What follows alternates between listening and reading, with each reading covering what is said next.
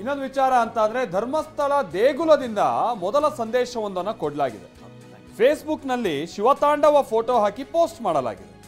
ಶ್ರೀ ಕ್ಷೇತ್ರ ಧರ್ಮಸ್ಥಳದ ಅಧಿಕೃತ ಪೇಜ್ನಲ್ಲೇ ಇಂತಹದೊಂದು ಪೋಸ್ಟ್ ಅನ್ನ ಮಾಡಲಾಗಿದ್ದು, ಶಿವತಾಂಡವದ ಫೋಟೋ ನಮೋ ಮಂಜುನಾಥ ಅಂತ ಹಾಕಿ ಭಕ್ತರಿಗೆ ಸಂದೇಶವನ್ನ ಕೊಡಲಾಗಿದೆ. ಏನರ್ಥ ಶಿವತಾಂಡವದ ಫೋಟೋ ಅಂತ ಅಂದ್ರೆ, ಬಹುಶಃ ಸತ್ಯ ಎಲ್ಲವೂ ಕೂಡ ಹೊರಗೆ ಬರುತ್ತೆ.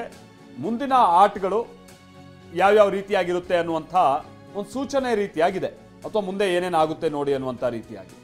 ಸೊ ಭಕ್ತರಿಗೂ ಕೂಡ ಇಲ್ಲಿ ತನಕ ಧರ್ಮಸ್ಥಳದ ಮಂಜುನಾಥ ಸ್ವಾಮಿಯ ಭಕ್ತರಿಗೂ ಕೂಡ ಬಹಳ ಗೊಂದಲದಲ್ಲಿದ್ರು ಅವರೆಲ್ಲ. ಒಂದ್ ಕಡೆ ಏನು ಈ ಥರದೆಲ್ಲ ಆರೋಪಗಳು ಕೇಳಿ ಬರ್ತಾ ಇದೆಯಲ್ಲ ಅಂತ ಹೇಳ್ಕೊಂಬಿಟ್ಟು ನೋಡಿ, ದೇಗುಲದ ಮುಂಭಾಗ ಅದರ ಹಿಂದೆ ಶಿವತಾಂಡವದ ಒಂದು ಶಾಡೋ ರೀತಿಯಾದಂಥ ಫೋಟೋ.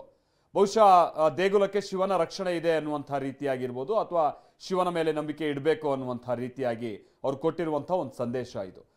ಈ ಫೋಟೋವನ್ನ ಈಗ ಧರ್ಮಸ್ಥಳದ ಅಧಿಕೃತ ಪೇಜ್ನಲ್ಲಿ, ಫೇಸ್ಬುಕ್ ಪೇಜ್ನಲ್ಲಿ ಪೋಸ್ಟ್ ಮಾಡಲಾಗಿದೆ. ಈ ಮುಖ್ಯವಾಗಿ ನಾನು ಮೊದಲೇ ಹೇಳಿದಾಗೆ ಭಕ್ತರು ಕೂಡ ಕಳೆದ ಹಲವು ವರ್ಷಗಳಿಂದ ಒಂದು ಪ್ರಕರಣಕ್ಕೆ ಸಂಬಂಧಪಟ್ಟ ಹಾಗೆ ಆಗಾಗ ಗೊಂದಲ ಹುಟ್ಟಿಸೋದು, ದೇವಸ್ಥಾನದ ವಿರುದ್ಧವಾದಂಥ ಆರೋಪ, ದೇವಸ್ಥಾನ ಅನ್ನೋದಕ್ಕಿಂತ ನಾನು ಈಗ ತಾನೇ ಹೇಳಿದಾಗೆ ವೀರೇಂದ್ರ ಹೆಗಡೆ ಸೇರಿದಾಗೆ ಅವ್ರ ಕುಟುಂಬದ ವಿರುದ್ಧವಾಗಿ ಇದು ನಡೀತಾನೆ ಇತ್ತು. ಬಟ್ ಈಗ ಕಳೆದ 2 ತಿಂಗಳುಗಳಿಂದ ನಡೀತಾ ಇದ್ದ ಡೆವಲಪ್ಮೆಂಟ್ಸ್ ಇತ್ತಲ್ಲ, ಇದು ಭಕ್ತರಿಗೂ ಕೂಡ ಎಲ್ಲೋ ಒಂದು ರೀತಿ ಗೊಂದಲ ತಂದಿತ್ತು. ಆಮೇಲೆ ಅದೇನು ಮುಚ್ಚಿಟ್ಟಿರುವ ಸಂಗತಿ ಅಲ್ಲ, ಧರ್ಮಸ್ಥಳಕ್ಕೆ ಹೋಗುವಂಥ ಭಕ್ತರ ಸಂಖ್ಯೆಯಲ್ಲೂ ಕೂಡ ಭಾಳ ಕಮ್ಮಿ ಆಗ್ತಾ ಇತ್ತು ಅಂತಲೂ ಕೂಡ ನಾವು ಕೇಳ್ಪಡ್ತಾ ಇದ್ವಿ. ಭಾಳಷ್ಟು ಮಂದಿ ಭಕ್ತರು ಕೂಡ ನಮ್ಮ ಜೊತೆ ಎಲ್ಲ ಇಂಟ್ರ್ಯಾಕ್ಟ್ ಮಾಡ್ತಾ ಇರುವಂಥ ಸಂದರ್ಭದಲ್ಲಿ ಏನು ಹಿಂಗೆಲ್ಲ ಆಗೋಗ್ಬಿಟ್ಟಿದೆ ಧರ್ಮಸ್ಥಳದಲ್ಲಿ, ಈ ದೇವಸ್ಥಾನಕ್ಕೆ ಯಾಕೆ ಹೋಗಬೇಕು ಅನ್ನುವಂಥ ರೀತಿಯಾಗಿ ಕೆಲವರು ಮಾತನಾಡ್ತಾ ಇದ್ದಂಥದ್ದು ಕೂಡ ಉಂಟು. ಸೊ ಅದು ಭಕ್ತರ ಭಾವನೆ ಮೇಲೆ ಭಾಳ ಘಾಸಿಯಾದಂಥ ಘಟನೆಗಳಿದೆಲ್ಲ.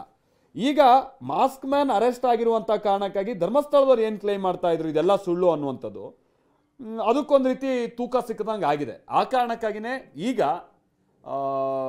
ಈ ರೀತಿಯಾದಂಥ ಕೆಲ ಪೋಸ್ಟ್ಗಳನ್ನು ನೋಡ್ತಾ ಇದ್ದೀವಿ. ಆಮೇಲೆ ಭಕ್ತರ ಭಾವನೆಗೆ ಧಕ್ಕೆ ಆಗಿದೆ. ಅದನ್ನು ಮತ್ತೆ ಭಕ್ತರಲ್ಲಿ ಆ ವಿಶ್ವಾಸವನ್ನು ಪಡೆದುಕೊಳ್ಬೇಕಾದಂಥ ಪ್ರಯತ್ನ ಕೂಡ ಆಗಬೇಕಾಗಿದೆ ದೇವಸ್ಥಾನದ ಕಡೆಯಿಂದ. ಸೊ ಅಂಥ ಪ್ರಯತ್ನದ ಭಾಗ ಅಂತ ಕಾಣಿಸುತ್ತೆ ಇದು.